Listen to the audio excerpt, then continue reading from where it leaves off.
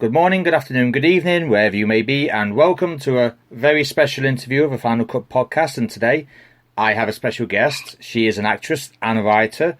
She starred in Black Mirror before she went on to star in the Kissing Booth movies as one of the OMGs. So that means she's magic, basically. So, ladies and gentlemen, it is my great honour and privilege to present to you one third of the OMGs. Zandile is Zandi. Yay! Hello, everyone. Thank you so much for inviting me on your podcast. It's such an honor to be here, and I'm very excited for this interview. And thank you for coming on, as always. So, first question, inevitably, how are you doing? I'm really good.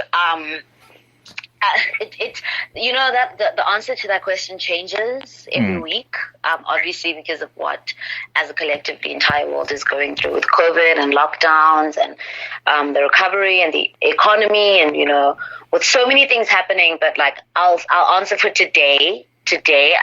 I'm super chilled. I'm good. I was really looking forward to this interview, so it definitely helped. And I've been looking forward to something and help my mood. Yep, I've been looking forward to this for weeks, ever since I first started watching it. Oh, yay! Oh, that makes me very happy. So, let's start with how you got into acting. So, how did you start acting? So, I started acting probably, I don't even think when I started I even knew that it was acting. I started being interested in in art probably when I was like about between 5, 6, and 7 years old. I think between 5 and 6, actually. So when I was super, super young, in my first grade, I went to a predominantly Hebrew Jewish school, and I found myself being the only black person in the entire school. And so this was a bit difficult for me. It was a completely different environment from what I was used to, and B, there was a language barrier because I hadn't learned English then. So my mom decided to take me. So the school was offering drama lessons, had partnered up. I forgot what the drama school was called. It was Helen something. Had partnered up with that drama school, and a lot of students were going there as well for extramural classes. And my mom decided to put me in those drama school classes to just help me with my communication, because she just noticed that I was withholding back. It's frightening to be in such a completely different environment as a child. So I started taking drama classes basically to help with my communication and to help me to express myself in a completely different environment. And I kind of really enjoyed it. Even though I couldn't really understand the concept of it, I couldn't really understand what exactly it was. And then I think it started making sense to me when I had to move to a different school. And at the age of 8 and 9, I really just enjoyed playing pretend, with friends. And when it came to artistic stuff, I always found myself to be the leader in small groups. And the love just continued to grow as my mom allowed me to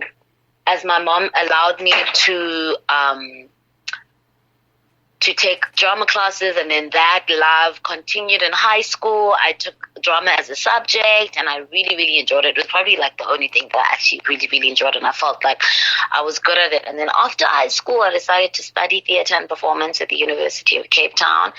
And then after that, you know what they say, the rest is history. And here I am. And here you are, starring in one of the most, I'll say one of the most popular franchises that Netflix has ever produced.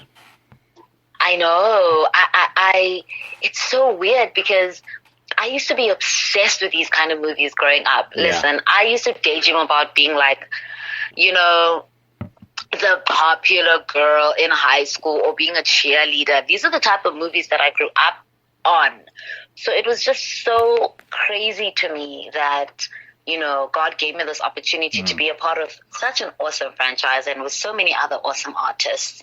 We've literally become a family. We're still in a WhatsApp group, and we all talk from time to time. So that's great. At least you keep in touch. Yeah, we do. Now, like I said in the intro, you're not just an actress, but you're a writer too. You wrote and starred in a very short movie called The Book, An Old Flame Reignites. What would you like to do something more than star in a movie? That was a lot of fun because I co-wrote that with my best friend who's also an actress slash writer, and it was for a challenge. So there's this festival in Cape Town called the 48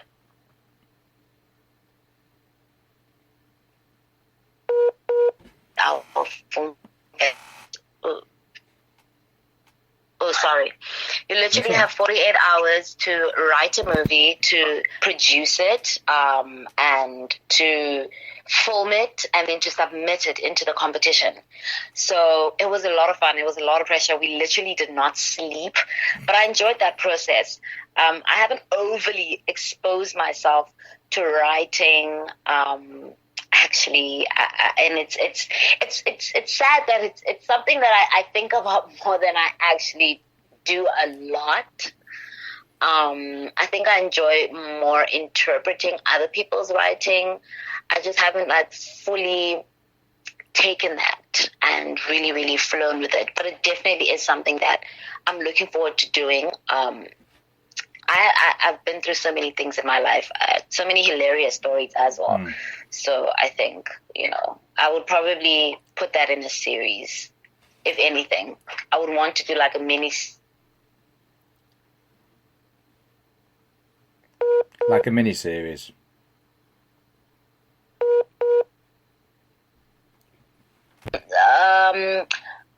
Sorry, we'll take it from? Oh, yeah, so I said if I would probably write anything right now, it would probably be just a mini-series about the different transitions I've experienced in my life. So, yeah, I'm looking forward to writing more. It hasn't been something that I've been super, super stable in lately. So, yeah. Well, I really hope you get more into it. Speaking of writing... Is it more of a passion of yours, or is it something that you just do every once in a while? But I'm assuming it's the passion side of it. Yeah, it is. It is a passion. I think, passions are so important, but I also think honing your craft is just as important. And when it comes to writing, I probably honed my craft more on the acting side more than I have on the writing side. So I'm still in that process in both acting and writing, actually, and writing music and singing. I feel like I'm an artist that's just... I will never stop honing, I will never stop learning, and I will never stop pursuing my passions and developing more skills around it. So writing is definitely a passion of mine, and I really look forward, maybe in the next 3 years or maybe 2 years, I really look forward into really, really exploring that side of myself. Because I'm an opinionated person, so... I would love to turn that into something beautiful. Well, you've done a few series with Netflix. I'm sure they'd be interested in seeing hearing your pitch. You know what, Dean? I received that. Thank you for putting it out in the universe. I receive it. Yes. So I always like that would be amazing. So I always like to help when I can. I'm assuming then you would like to write full-length movies if you got the opportunity. Definitely. I would definitely love to write a full-length movie. I think right now, probably because of where I am in my life, I would definitely love to write an honest movie about my transition and my transition into Christianity and how my relationship with God has unfolded. I think I enjoy a lot of content. I enjoy Christian content, but sometimes I do feel like it can be so pretty, and it's that's so weird how we choose to represent ourselves in that way, because that's the furthest thing from the truth. When you come into contact, or when you feel the presence of God for the first time, it definitely is a beautiful experience. But a lot of the times, it's people are being pulled out of darkness, And I would love to, reflect on my own personal stories with mental health, when it comes to that, with depression, with anxiety, with feelings of abandonment, with rejection, with assault, with how God introduced me to, the person that I'm meant to be marrying. It's such a complex, twisted, and so beautiful. It's just so beautiful. And I would love to see Christian content that is like just honest and gritty, because lives are gritty, like lives are messy, but that's the beauty in it, I entirely agree. It's like when you, I've always had the saying, I know it's kind of not, it might be the same thing, it might not, depending on how you look at it. But when I watch, because I'm a big horror fan, if there's basically anything that, as far as I'm concerned, doesn't look real, then it's failed as a movie. So I kind of relate to that. Definitely. Realness is important. This is how people, it, like, anything that's fake can be so misleading, and it actually causes so much depression in the world. Like, it's so crazy. Like, I love, okay, for example, I'm making an example out of Instagram. I think it's an awesome app, but I think even with that, like, you, as a person, you really have to create boundaries for yourself, because not everyone is going to want to put out the worst side of themselves in picture form. Pictures aren't always there to represent our sad days. They're there to represent the things that we want and the things that we find beautiful and our happy days. So I feel like if there's an oversaturation of that, you kind of remove yourself from real issues and real world issues and real world feelings that people are going through, and those real emotions or real feelings, they deserve to be represented, because we have to, I think it's important as people, we have to feel like we're not alone, especially now, like with COVID and with social distancing, the world is literally promoting us to be alone. So I think in terms of storytelling, it's important to keep it real. And I'm not saying that people haven't been doing that. There have been so many incredible movies and art out there that represent exactly that. I'm saying for myself as an artist, that's the type of artist that I would definitely want to be in a specific area that I know that the gritty and the ugly isn't always represented, and that would probably be like Christian content. So, yeah. Right, so, and you also starred in the Netflix series Black Mirror. So, what attracted you to the series? Yes. So, Black Mirror, what a fun. Black Mirror was probably one of my funnest callbacks. I actually didn't know the show before. This is embarrassing, but I actually didn't know the show before I auditioned for it. And I remember at the time I was dating like an ex, and my ex was actually from London, and he was like, "What are you doing?" And I was like, "Oh, I'm just gonna go audition for a show called because it wasn't Black Mirror back then, because they had to keep it on the DL." Yeah, I was like, it was the audition paper was represented as Nosedive, which is the name of the episode. And then when I got the call back, I told my ex, and he was like, "Dude, do you know how big that is?" And in my mind, I was like, "Man, I should have really Googled it." And I watched a few episodes, and I was like, that is crazy that I'm going to be involved in a project of this caliber. Like, I love Black Mirror. I love how futuristic it is. And I love how it exaggerates. It takes like issues that we're dealing with now to like the fullest, and we always think, I love that when we always watch those movies, we always think, or those type of series, we always think, oh gosh, what a reach, that could never happen. But like when you look at how the world is going, you're just like, actually, there's a possibility that some of these things might actually come true. Time and technology is moving rapidly fast. So I got involved with that by my agent. My agent sent it to me.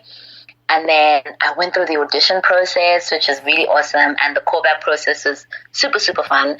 I don't even remember acting in the callback process. I just remember sitting down with the director and we were just having a conversation. And I think I said something that made him laugh. And then I got the part, which was awesome.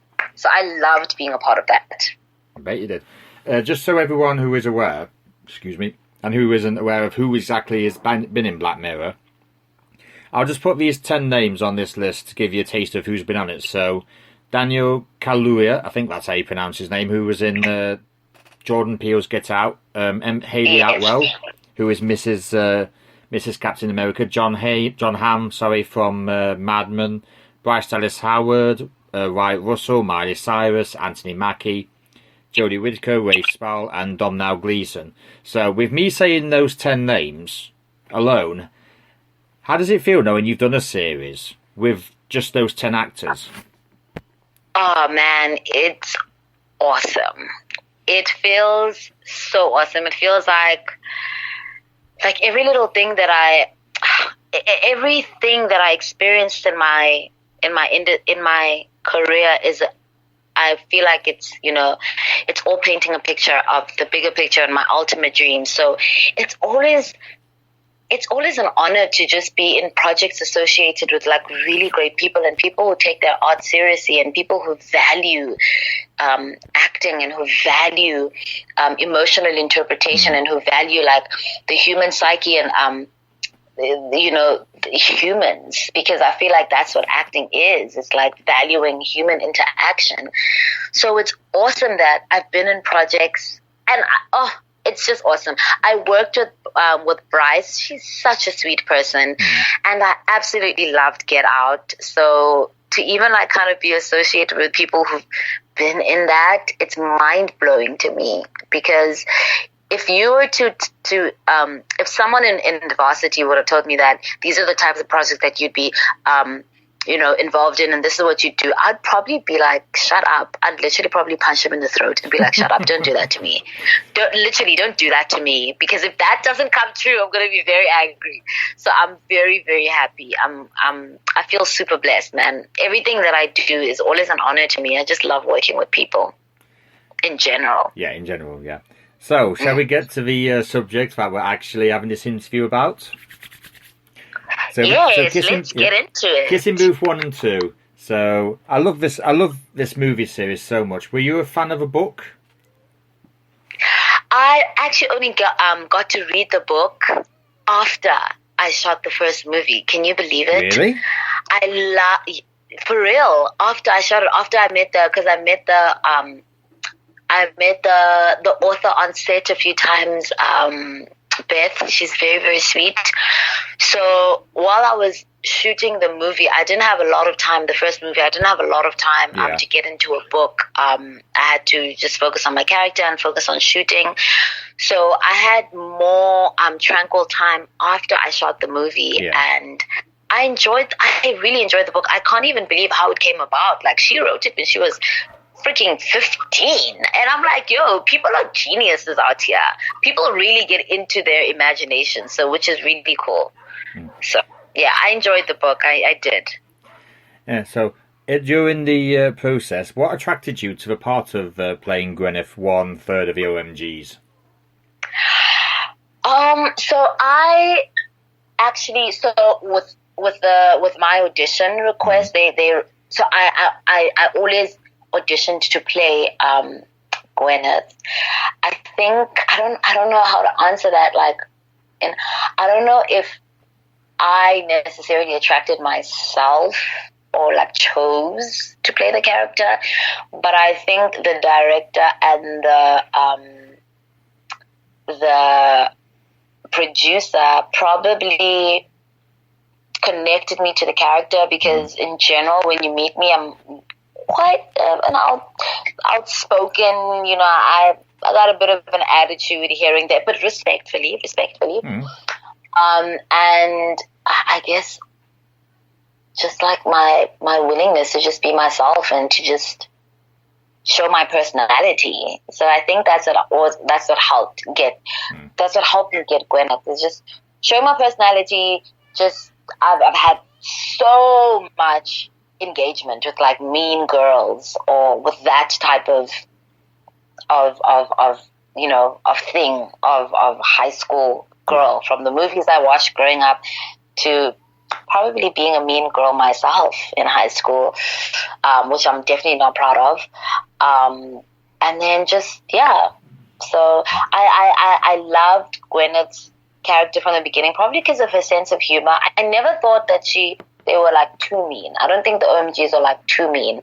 But I enjoy like just absolutely how delusional they are. I think it's hilarious. I enjoyed playing that. The delusion was my favorite. I'd read the script and be like, this girl she's crazy. But I loved it. I was going to say, it's funny you mentioned Mean Girls. That's exactly who the OMGs remind me of. It was Rachel, when I actually wrote this, I actually thought, do you know what? They sound a lot like Regina George from Mean Girls. But the only difference is they do have a nicer side as the movies go on. So as an actress, they do. So as an actress, how good is it to have a role as good as that? How good is it to have a role as good as that? It feels awesome. It was a lot of fun. We actually had to do character research. The director gave us a few movies. To kind of reference by, so you're Clueless and your Mean Girls, you're Legally Blonde. So it was fun. So I kind of like had to go back into my childhood, and those are my favorite movies growing up. So the character research was so much fun, and then like playing that was also just, like who doesn't want to be sassy? Who doesn't want to be the it person in high school? So it was cool. It was cool being a part of that world and exploring that and kind of going back to high school, because I had left high school by the time I shot the first movie.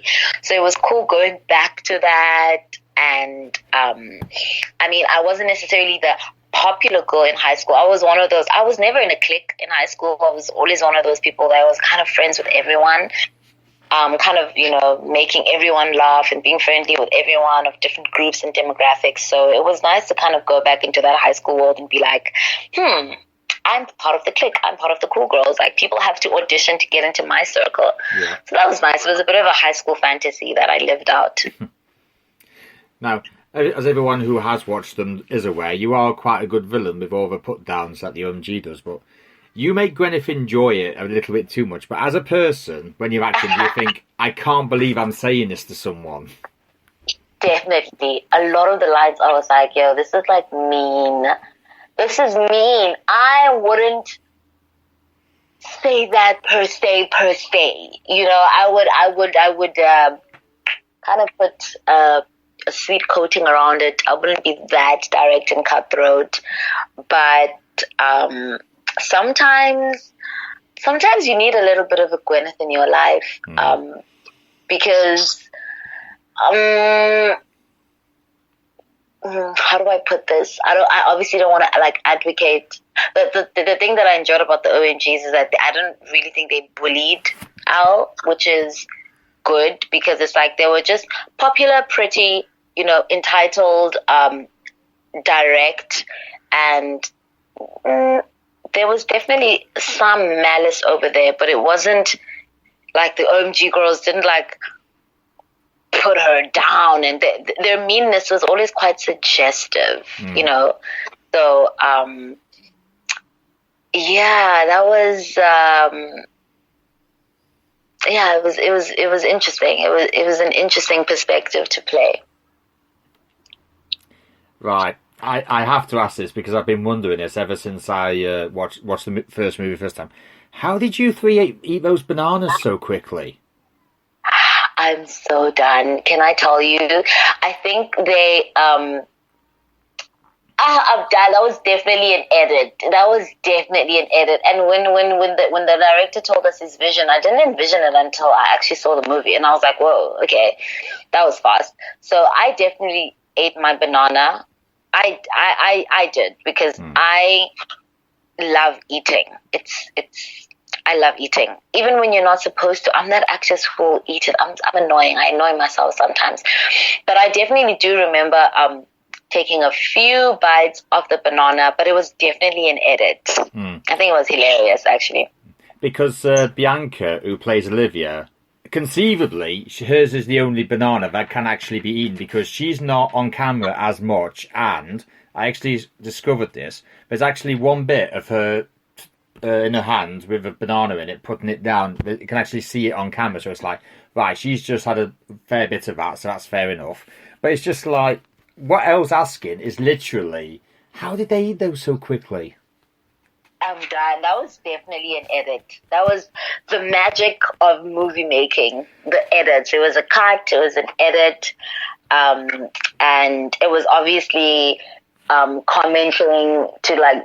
It was the comedy. It was the comedy behind it that you just eating in high school, especially with like popular girls. It's such a thing where even like growing up, you would as girls you'd always be pressured to like even when you go on dates like order a salad. You know, there's just this weird thing about like young girls or women not supposedly having like an honest relationship with food. So I think that was funny that they did that so swiftly. It just shows you how sly they are. Yeah. You know, they're quite sly characters. So the second movie, which is still trending, I think it's number 7 in Netflix's top 10 at the time of this recording. The OMGs, that's incredible. Yeah, the OMGs seem a bit nicer this time around. So were you expecting Gwyneth to be worse in the second than what she actually was? I do feel like the OMGs are definitely nicer. I think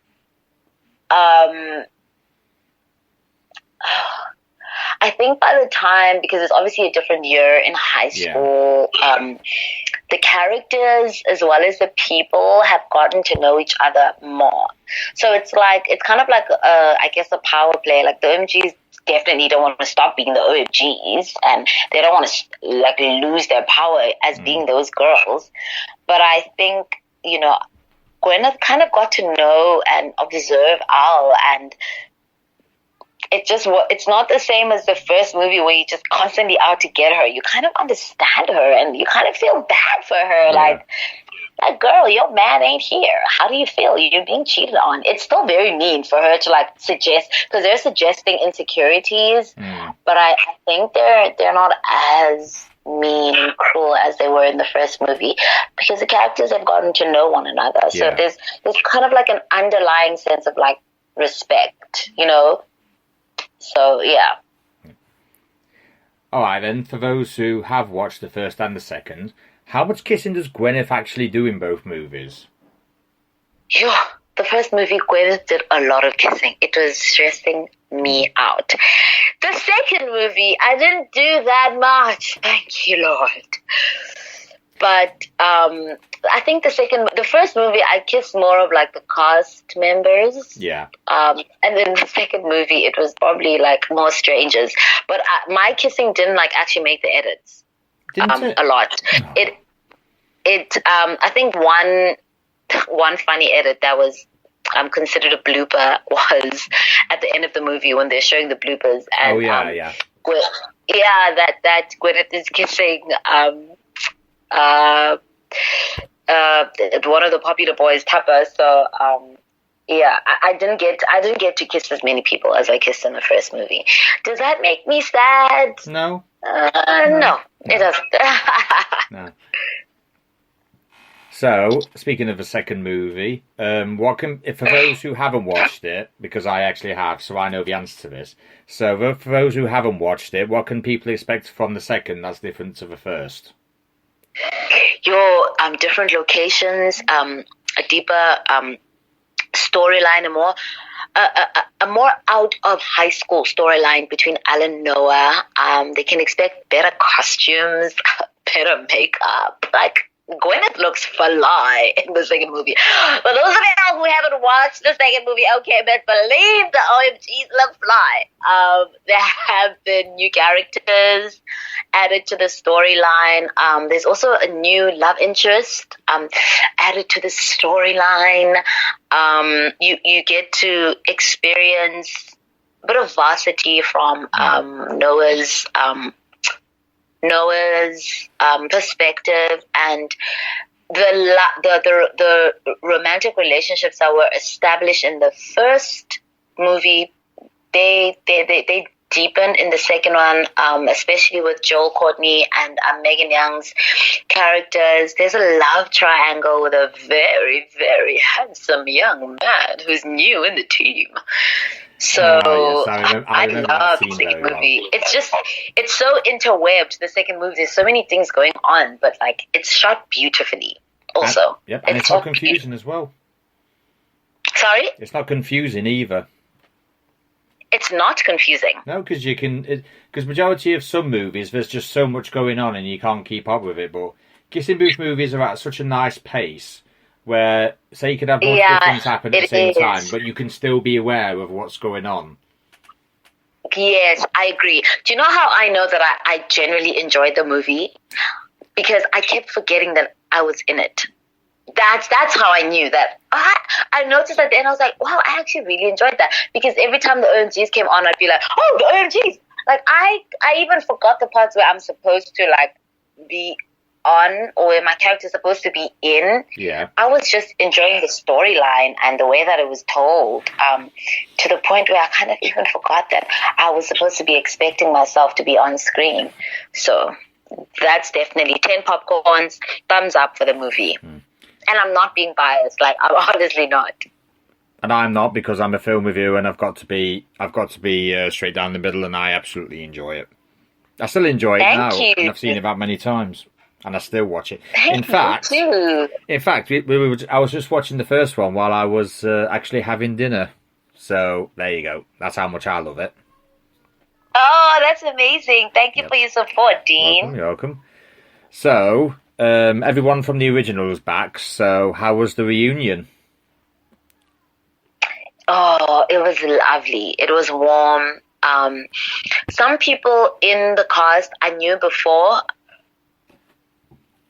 I knew before I shot the movie. So, for instance, the Bro Boys, Sanda, I knew Sanda. No, like we used to hang out in university. Oh. Nathan, the yearbook boy, we used to be in the same class.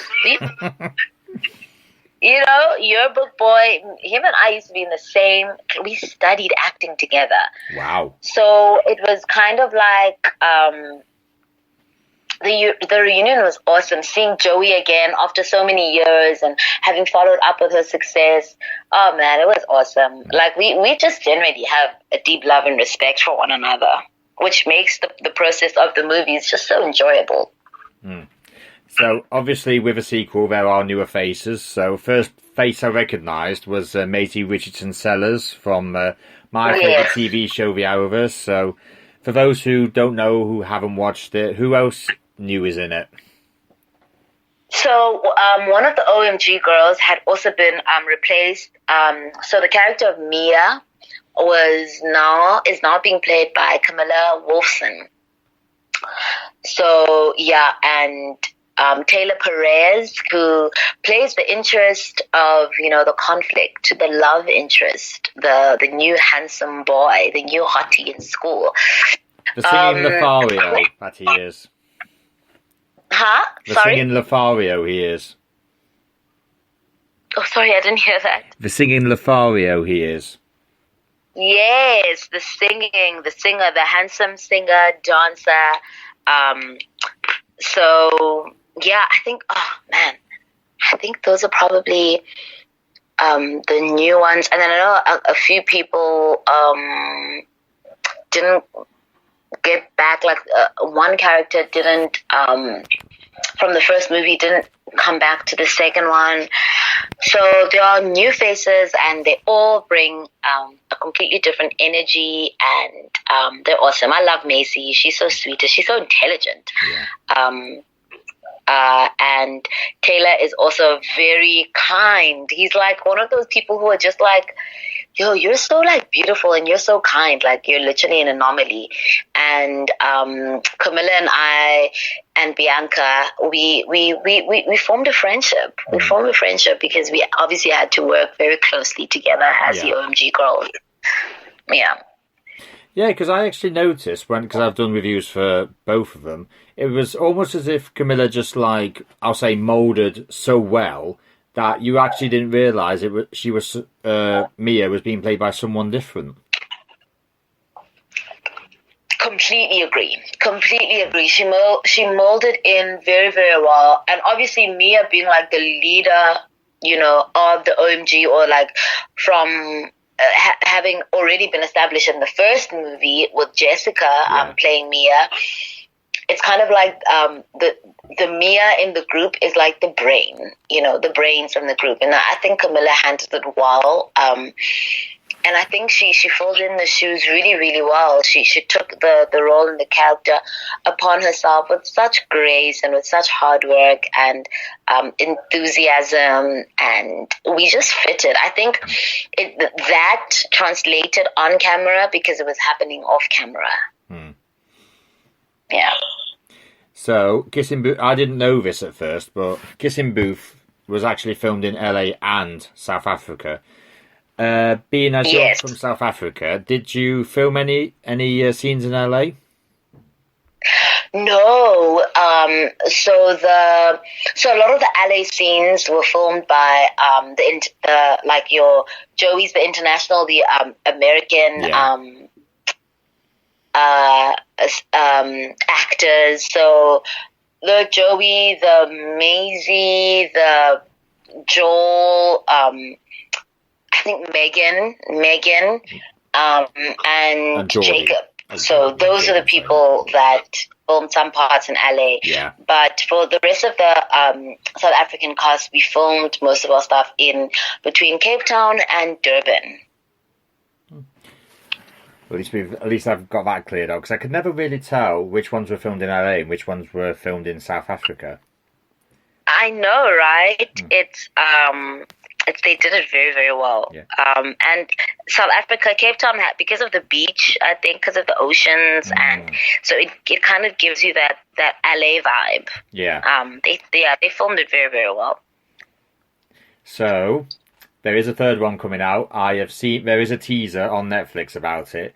Can you tell us anything, or are you strictly liking Chris Nolan levels of secrecy? Yeah, I unfortunately I can't say anything. Yeah. All I can say is that expect a lot of growth. That's all I'll say. Expect growth from the characters. It's more fun, and I'll predict that a lot of social media challenges will come out from the third movie.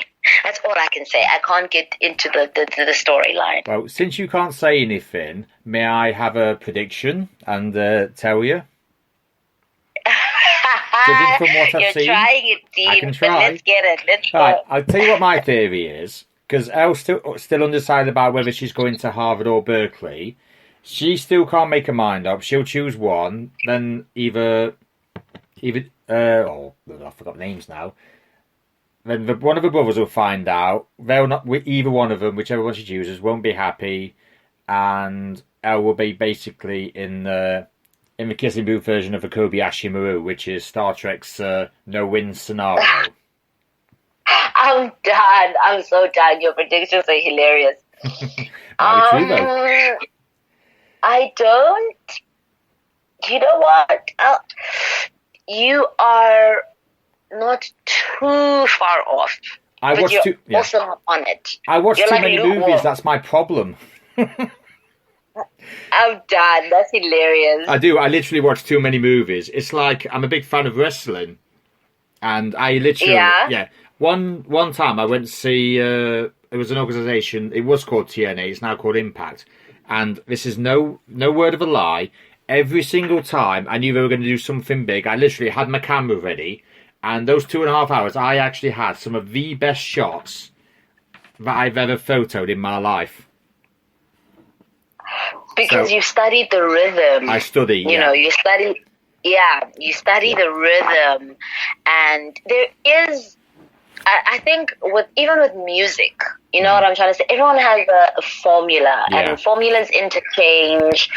I think that this is probably one of the reasons why the Kissing Booth has been a success because I think it revived kind of like a forgotten formula. Yeah. Like we had moved past that. We had moved past high school love, chick flicks, movies, and then The Kissing Booth came and kind of like revived that. So this is why I'm like, you're kind of lukewarm because you studied your stuff, you know your stuff, you know the formulas. And you should see my horror formula. It's a lot easier.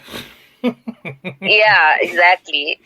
So yeah. Yep. No, but the third movie is going to be super enjoyable. I think you'll enjoy it. I don't know when it's coming out, but I really wish it was coming out now. I really do.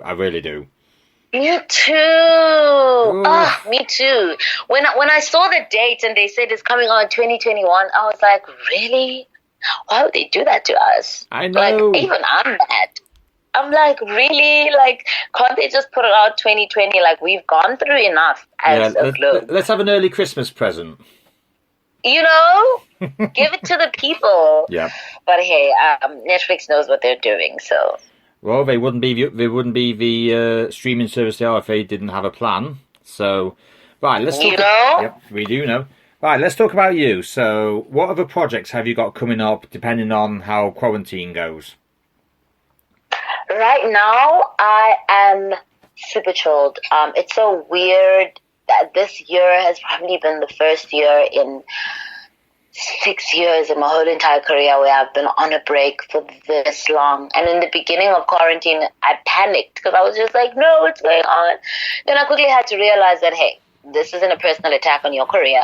It's just a personal attack on the world. Just some things that happened. I know how you feel because every week I used to review, but then when all cinemas shut, it was kind of like, oh God, what am I going to do now? But there is some good news. Ours have already reopened, and my local one is actually reopening. What day are we on today?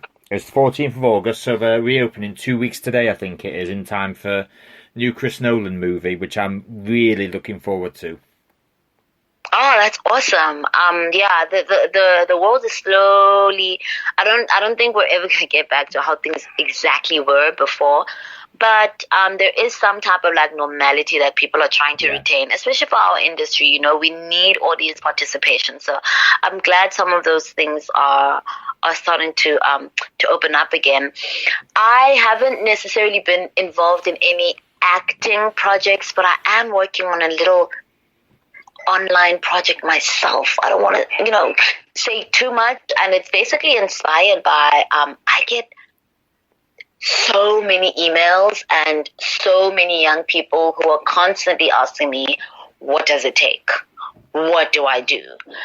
How do I become this and this and that? And it inspired me to kind of create like a course, kind of like coursework, and to kind of aid people, into the industry. And for me, I think something important that I would always share with other actors is that even though we're in, it seems like such an overly saturated industry, being yourself and relying on yourself and your personality and your own experiences as your currency will never run out. It'll never, no matter how much things seem like, this is a standard. It's the people that you remember the most are always people who break standards. Who are like, no, actually, I don't necessarily think this is a standard. I'm coming with my own thing. Yeah. So I'm definitely in the works of creating something that encourages people to find their niche in acting, and find their I call it like their own currency, your actor currency. Because for me, for example, I know that a lot of work that I've managed to book, I've had to rely hugely on my personality and my sense of humor. I enjoy making casting directors laugh. I enjoy making directors laugh and producers laugh. So I rely on that. So I've taken that part of my personality and I've turned it into my currency. So I'm currently working on something like that. So to people who want to know more and who listen to this podcast, send me emails, please. Send me emails. I'm looking forward to it. So, yeah. I'm sure I can help that happen. So, If people want to find you on social media and ask you for your email address, how would they go about it? So on my Instagram, it's Zandile Izandi at Zandile Izandi. It's ZANDILE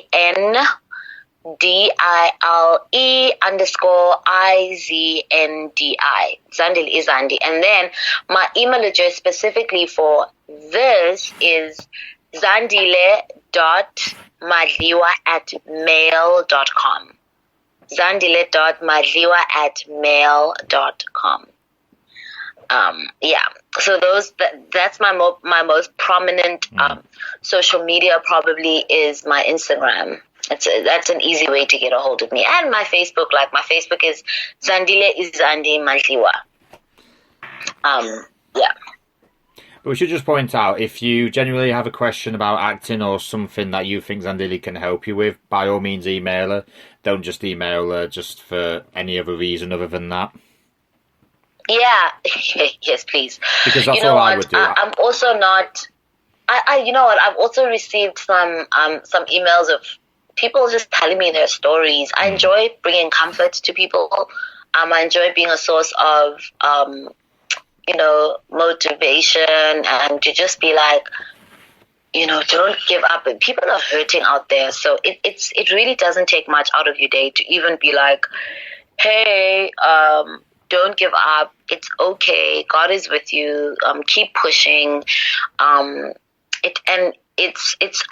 always think like, oh my gosh, like no one's really gonna care if I say something, and then when I reply, I always get shocked when people are like, oh my gosh, I can't believe you replied. I'm freaking out. I'm crying, and I'm like,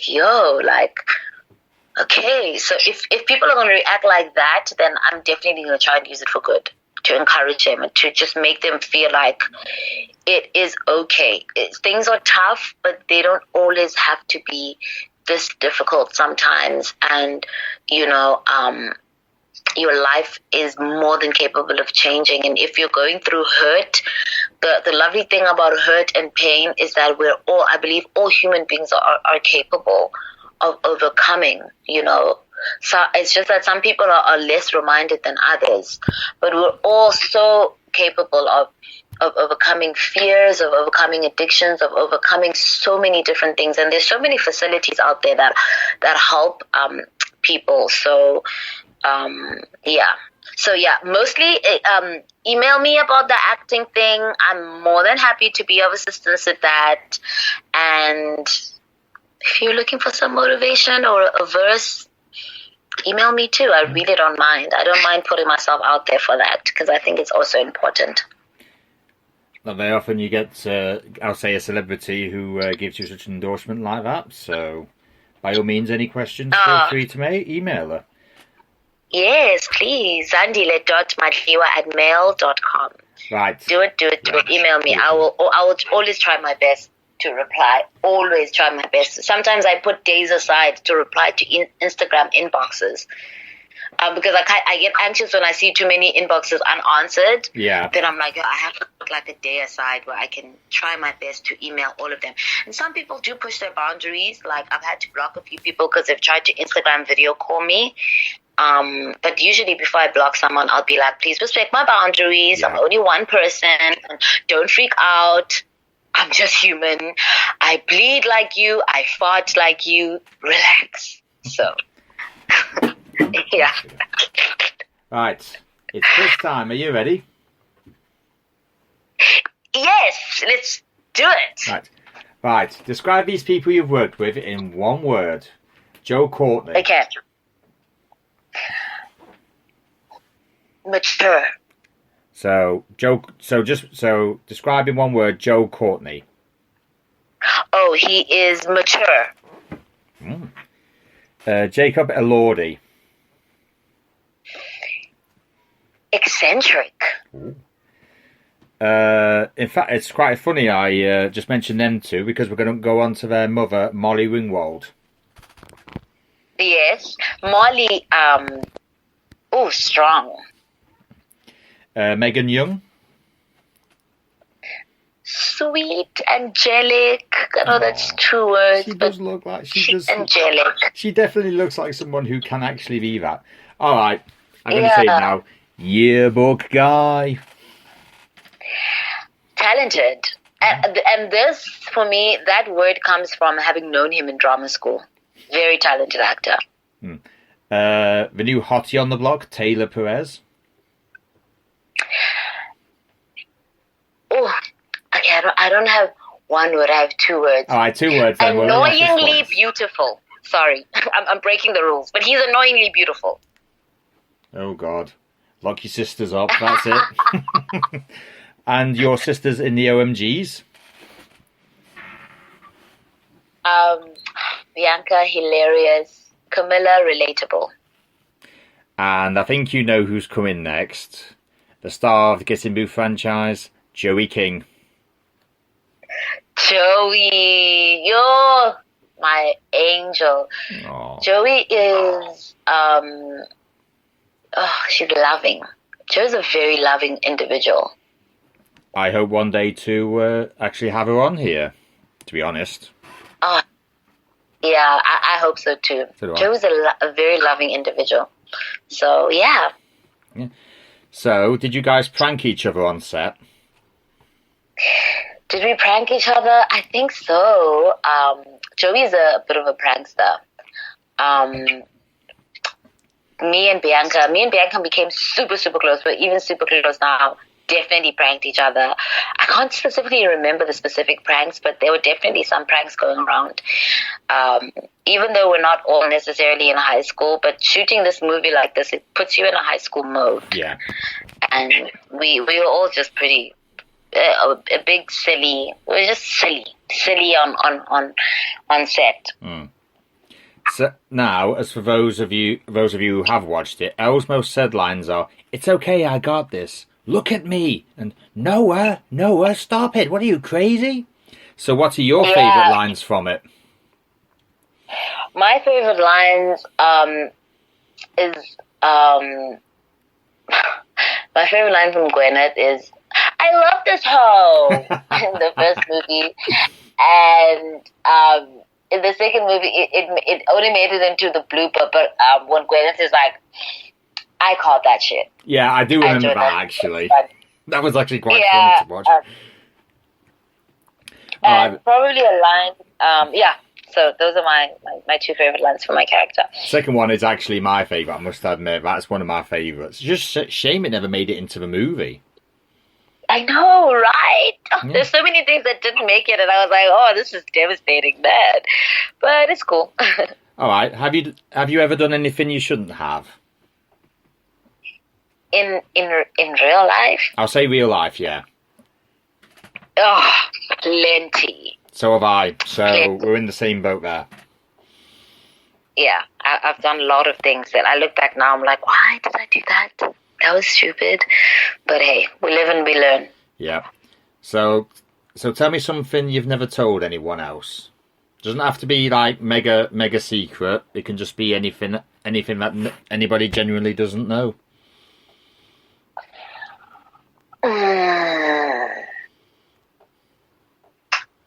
You can pass if you want to, if you can't think of anything. I'm trying to think. Oh man, this is hard because I'm such an oversharer. Usually people complain that they're always like too much info. Yeah. So, I get that quite a lot as well. Yeah, I really can't remember. I'm pretty sure maybe they... Oh, I can't. I can't remember. Yeah, no worries.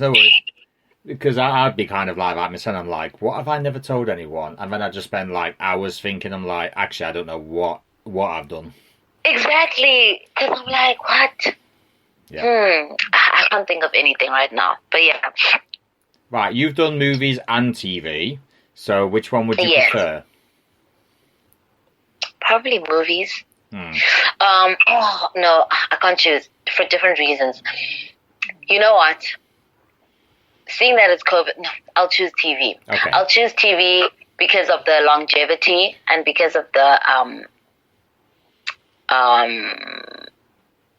the awesome thing sometimes about TV shows is it becomes like long contracts. And I think that's awesome for an actor to have that type of stability in an industry that doesn't usually afford that type of stability.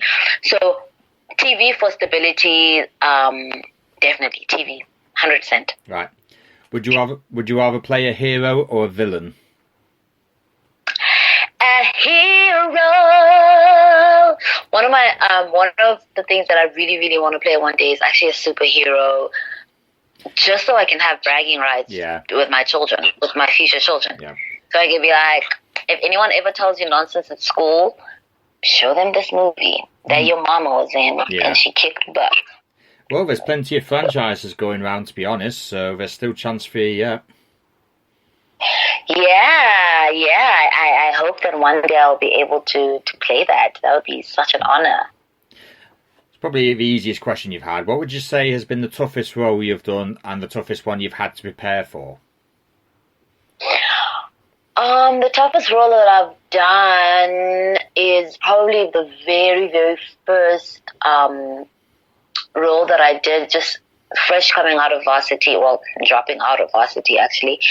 But I got to play the lead of a TV series, a local TV series in my country, and it was difficult preparing for that role because it was in a time era. I feel like timepieces are always quite challenging because you're trying to represent a time that you aren't necessarily exposed to, and you can only really get to know it through research. So the character that I was playing was about a young girl who was living in apartheid South Africa, and she had to face racial discrimination, losing her father. I related to that because my father also passed away, but losing her father, dealing with really, really intense, gruesome racism, and trying to fight for her dreams. I think that was a difficult thing to get into because of obviously the time. And it was also difficult because it was my very first role outside of school, and I played a lead. So it was a lot. I really, really had to, be disciplined. Yeah. I really, really had to take myself seriously. I had to quickly get over the insecurity of feeling like, I dropped out, and I had to be like, okay, well, this is what you studied for anyways, so go in full throttle.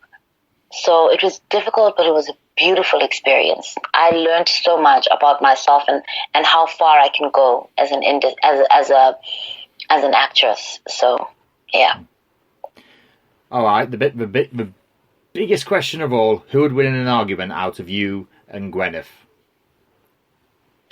Oh, definitely me. Listen, I would chop that girl up. I would chop Gwyneth up, okay? I think I'd definitely win the argument. Maybe I'm being biased, but I think I would trump Gwyneth with facts, and she would probably trump me emotionally. Like, she'd probably make me feel bad after the argument, and I'd cry. Oh. But I would probably make her feel bad. Not feel bad, but I would win. I would win. I love arguing. Yep. I'm a very stubborn person, so. As am I. Yeah, so I'd win. All right. You receive 4 missed calls on your phone, but you can only call one, text one, ignore one, block one. And just so you know, whatever your choice you make, I won't hold it against you because I made it quite tough for you. I don't like an easy quiz. Have you figured that part out yet? I know. You like to push it. I do. Cool. I like to push, not so much push the boundaries, but I like to make things a little bit more challenging, is what I will say. But that's what makes an interview interesting. I've enjoyed this interview so far, so thank you. So, I'll give you your choices. They are Joey King, Jacob Elordi. Please don't hate me for the two I'm going to say next. Bianca Bosch and Camilla Wolfson. Yes. So you can call one, text one, ignore one, block one. Okay, I would probably call Bianca. Wow, that was quick. Yeah, oh, that's my baby. That's my girl. I would definitely text Joey. Her and I like communicate via like text and DMs and Instagram comments anyways. I would probably I would block Jacob because him and I aren't in communication. So it's like, okay. That's fair enough. We're not friends. It's like, okay, why would I? Yeah. And then I would probably ignore Camilla. Oh, man. Now, I you've feel bad for saying that, but actually the options were surprised tight. me because I actually thought you would have favoured your sisters in the OMGs over Joey and Jacob. Oh. It's all right. It's all right. I do like to make it tough. And I did actually say I won't hold it against you either. So Thank you. Thank you for sticking to your word. So that's my choice. I try to be a man of my word. I try. Thank you. Right. It's very rare these days. Yeah. It's quite funny. We were talking about comic book franchises because if a casting agent from Marvel or DC came to you and said they want you in one of our movies, would you take their offer? Definitely, in all capitals. Definitely, without hesitation. I would be like, when do you need me? Where do you need me? How do you need me? Let's go. Now, there is actually another question that I should have really asked you, and it was a case of which one would you take? But I'll tell you my answer first. I would take DC first over Marvel any day. And would you like me to tell you why? Yes. Because I am a huge Batman fan. I've been a Batman fan for 26 years. So for me, DC is a no-brainer. I hear you. I would have to oppose you there. For personally, I would have to go with Marvel. I would have to go with Marvel. Probably because, I hope I'm not wrong in this, but it was Marvel who did Black Panther, right? Yes, it was, yes. Yes. So just because of Black Panther, I'm like, you know what, Marvel, you got my vote, boo-boo. I'm here for you. So Marvel, if you're listening, producers, directors, I'm free. You know what I'm trying to say? You want to do another Black Panther? I got you. Well, apparently there will be an opening for a certain African X-Man sooner or later. Listen here, I'm available. Whoever is going to listen to this podcast and they're maybe looking, I'm available. I am available. Approach me. I will say yes. Just putting it out there. Right, I'm going to give you we're going to do, it's just like call one, text one, ignore one, block one, but it's going to be a little bit different. Yes. Excuse me. Yes. I'm going to give you a number of movie genres. And you have to put them into these categories, so it's kind of like, where do I sign? I need a minute, then obviously I'll sign. Let me think about it, then a while goes before you sign it. Then there's basically 3 no's. There's rain check, which is maybe another time, indecision, or I'd basically no. I actually put it under the hashtag, I'd rather lose my talent than do that. Oh, okay. Yeah. Because it'd be a case of there are certain movies that I would rather lose my talent than watch it. So genres are sci-fi, drama, animated or anime if you like Japanese animation, horror, action, video games turned into a movie. Yeah. So which one would you say yes to? Which one would you say I need a minute? Then it's let me think about it. Then you do sign it. Rain check for another movie. Then indecision. And then no. I would probably say no to like horror. Yeah, that's a wise call. Very wise call. Especially from me as a horror fan. Yeah, I don't like it's just, I don't like the fear that horrors bring out. I mean, there have been some really good horrors out there, but no. I would definitely think about, I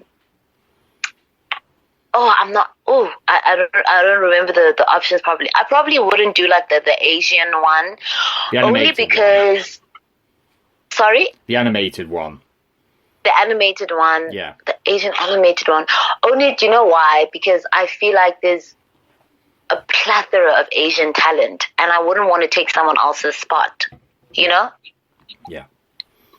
Who is probably well more educated in that genre, who probably, I don't even know one Asian language. Let's start there. And I'm not necessarily too exposed to the culture. And I've seen like some Asian movies and brilliant. So I know that Asia has brilliant actors. So yeah. And then animation. Yeah. What are the other things again? Sorry. Action, video games turned into a movie, sci-fi, and drama. Drama, definitely yes. So where do I sign for drama? Yes, Yep. definitely. Sci-fi, yeah. So I'd like to do a sci-fi. So we'll say to that one, I need a minute. One minute later, where's the dotted line? Yes, I need a minute. I need a minute for sci-fi.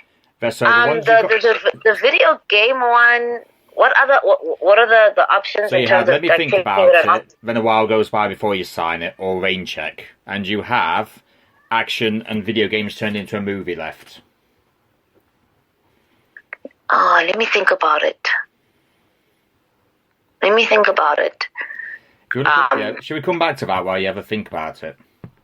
Yeah. Let's come back to that because my fiance actually loves video games, so does he? I would probably want to do it like, love. So I would probably, I would probably want to do it just so he can think I'm like the coolest person in the world.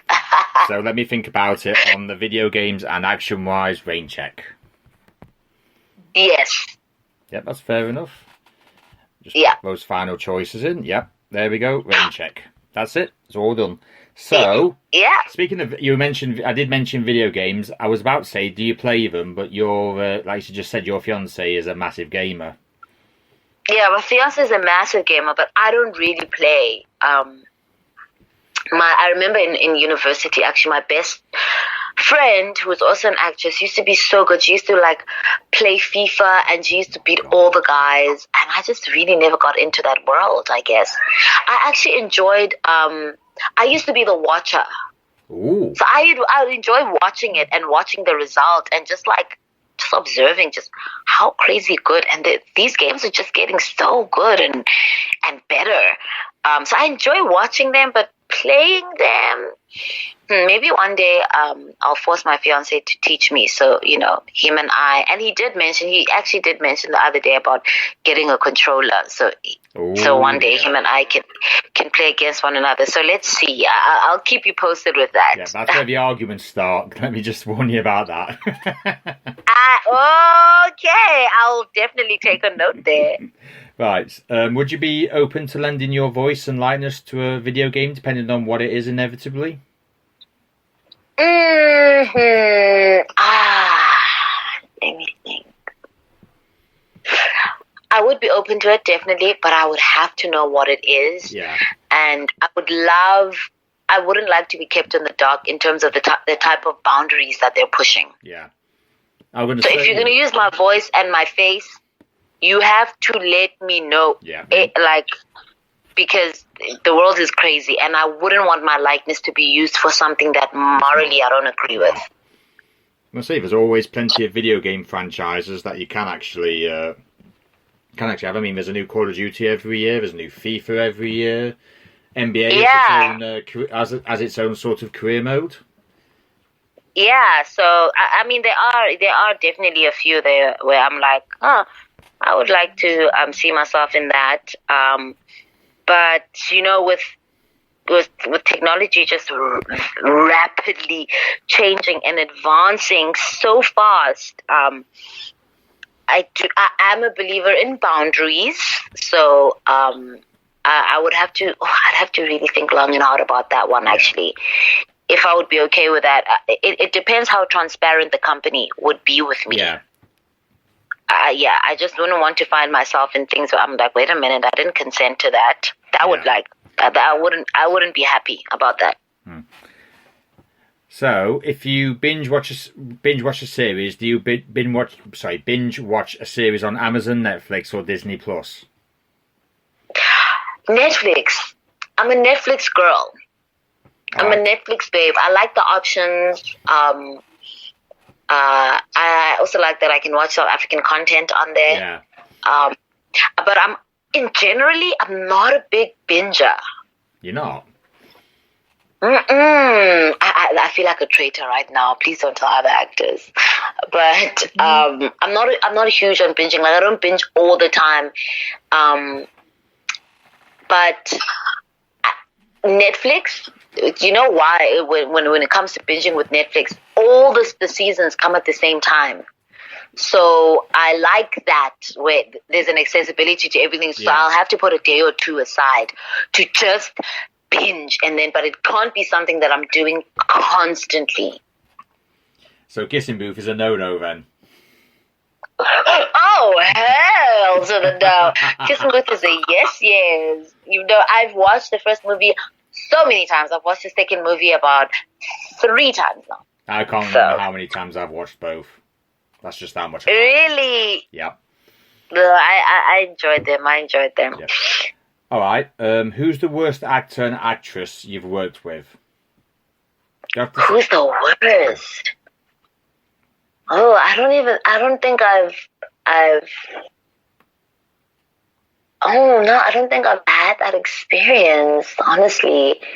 Shall we just put a line through the sand on that one? Like, you don't... I don't think I've... We'll put a line through the sand on that one. We will. Let's do that. But in all honesty, I don't think I've had...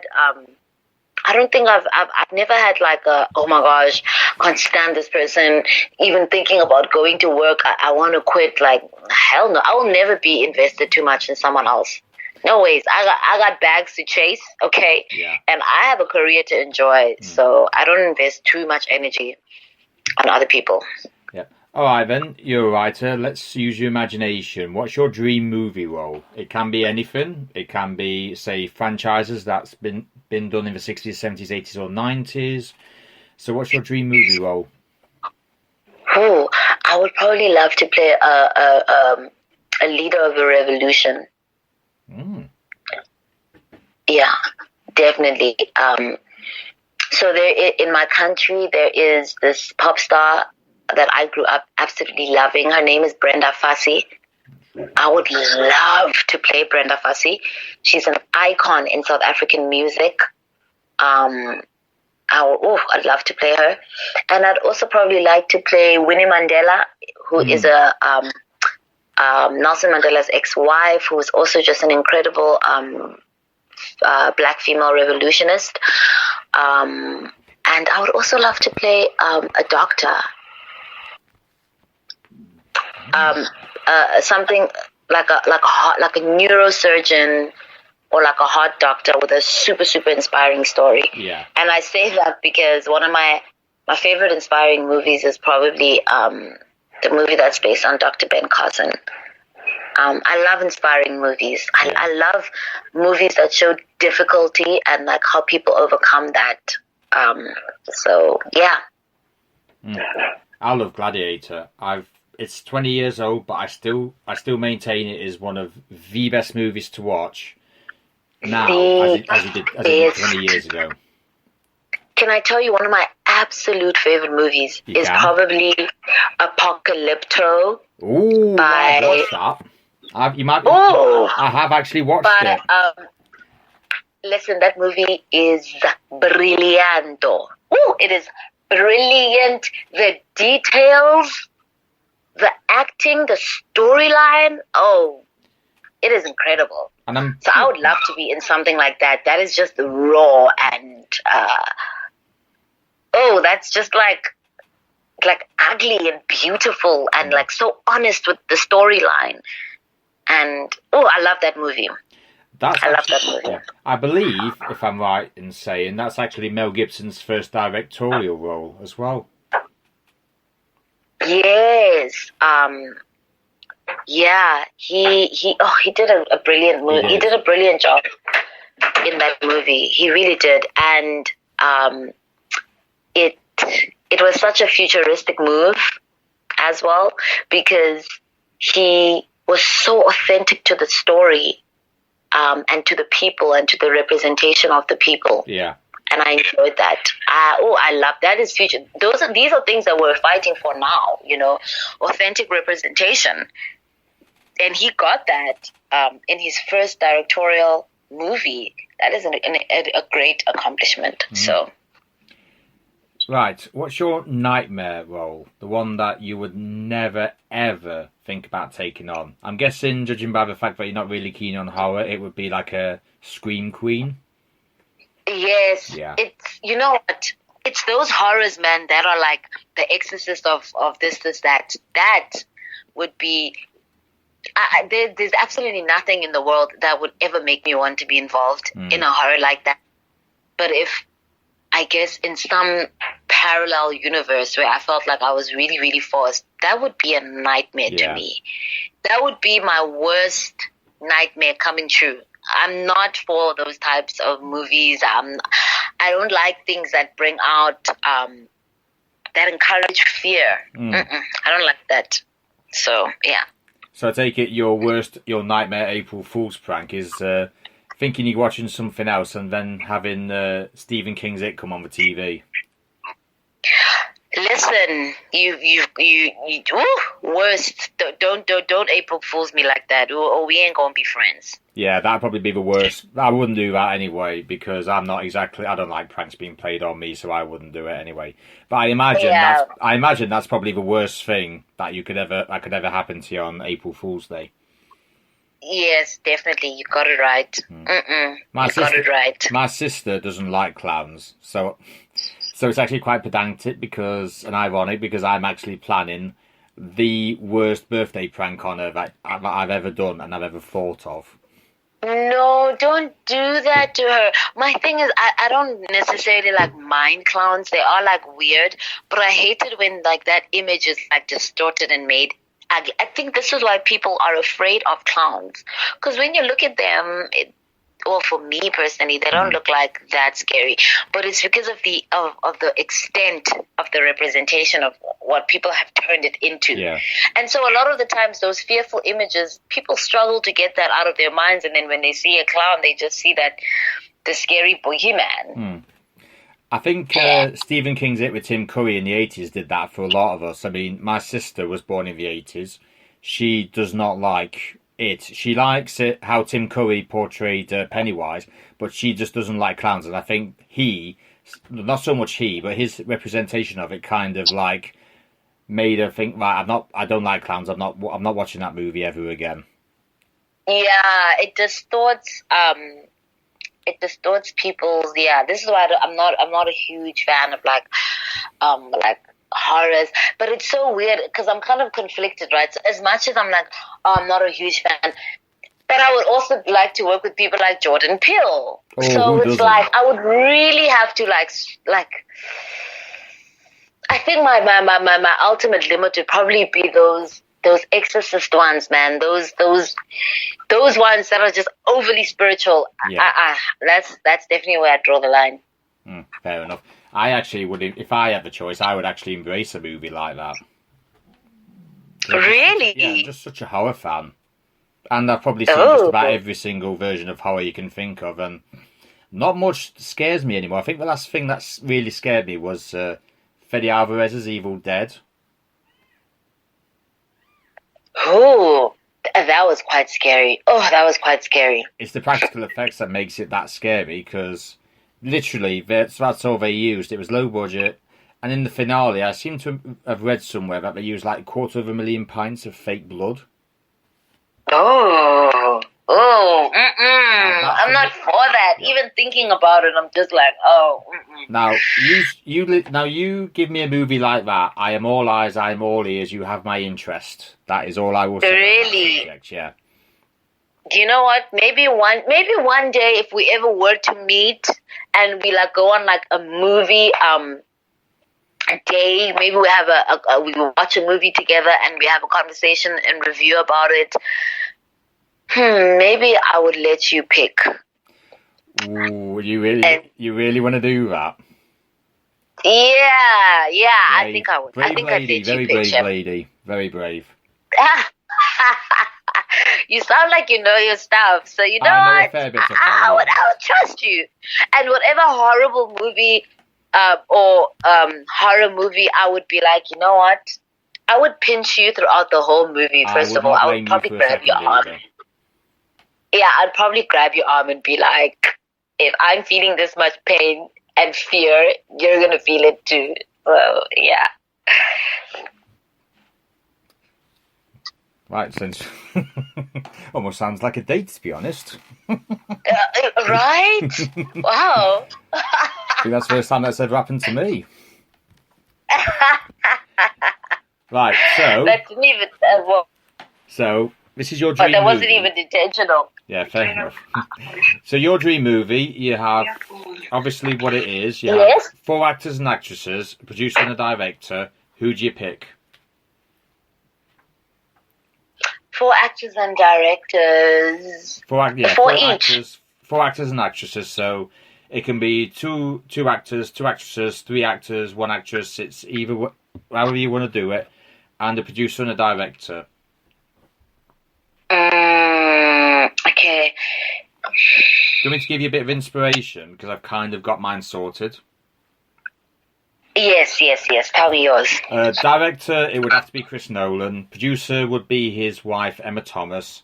Actors and actresses, I would actually pick Joey King because I just like her so much as an actress. She's got that Michelle Williams style emotional connection. Yes, that's very true. Tom Hardy for my first actor. Oh, there is so many. I'd probably have to say Robert Downey Jr. for my second actor. And for actress, probably Jennifer Lawrence, because she's Jennifer Lawrence. She can do anything. That's true. My first actor is gonna seem like such a weird choice. Not But really. actor Denzel Washington. Ooh, I love him. He's brilliant. What a choice. Yeah. Who doesn't love a bit of Denzel in their lives? Yeah, he is absolutely brilliant. Denzel,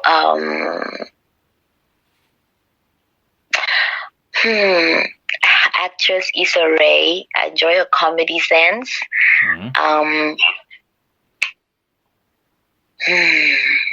Another actress, Lady Gaga. Lady Gaga is a very good actress. Ooh, she is actually, yeah. If She's a very good if you actress. ever bump into Catherine Langford, mention Lady Gaga and she will be your best friend for life. For real? Yeah, because Catherine Langford is really a big fan of hers. Really? Oh, that's awesome.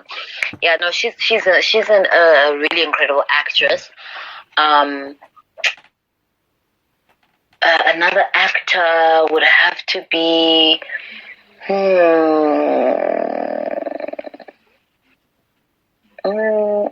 Can be an actress if you want.